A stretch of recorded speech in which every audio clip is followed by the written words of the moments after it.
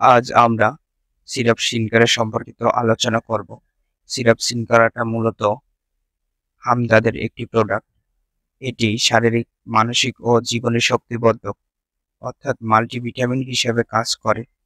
যে সকল মেয়েদের বা মাদের সন্তান বুকের দুধ খায়, তাদের দুধ বৃদ্ধির ক্ষেত্রে সিরাপ সিনকারাটা বিশেষ উপযোগী, কারণ এতে যে সকল উপাদান রয়েছে তাদের মধ্যে গাজর, আমলকি, আগর, বড় এলাচ, ধনিয়া, নাগরমুথা, ছোট এলাচ, লবঙ্গ, জটামাংসী, দারচিনি, গোলাপ ফুল, শ্বেতচন্দন, তুলসী ও আরো অনেক উপাদান রয়েছে, যেগুলা মাল্টিভিটামিনের পাশাপাশি শরীরের বিভিন্ন প্রয়োজনীয় ক্ষেত্রে খুবই উপকারী।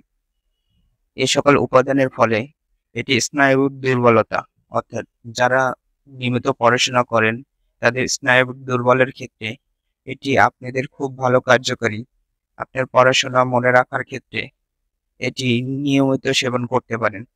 তাছাড়া সাধারণ দুর্বলতা, পাকস্থলী ও লিভারের দুর্বলতা, যাদের রক্ত স্বল্পতা রয়েছে তাদের ক্ষেত্রে এটি ভালো কার্যকারী।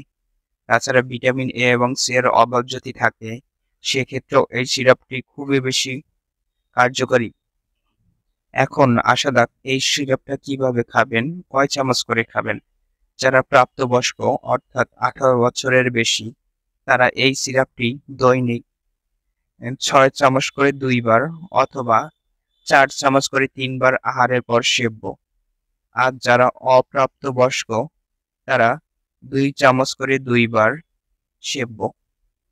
অবশ্যই ওষুধটি খাবার পূর্বে চিকিৎসকের পরামর্শ নিয়ে ওষুধটি খাবেন।